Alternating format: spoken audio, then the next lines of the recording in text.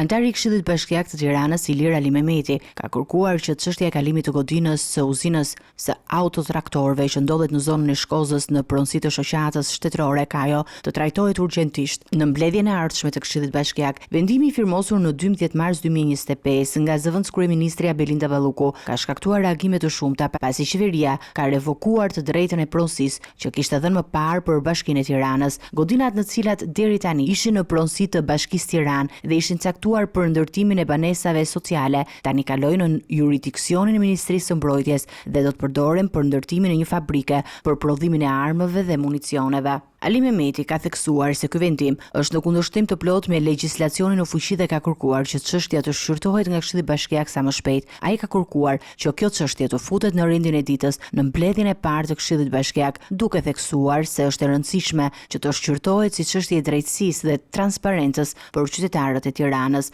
Në kërkesën e tij, Ali Mehmeti ka theksuar se ky veprim i qeverisë është një shkilje e hapur e të drejtave të pronësisë dhe se qytetarët e Tiranës duhet të kenë mundësi të jenë të informuar dhe të kenë mundësi të shprehin mendimet e tyre për këtë çështje. Ky zhvillim ka ngjatur shqetësim të madh pasi godinat, të cilat ishin të destinuara për banesat sociale, tani mund të përdoren për një qëllim të kundërt, duke lënë pas një mundësi të rëndësishme për krijimin e kushteve më të mira për qytetarët që kanë nevojë për strehim.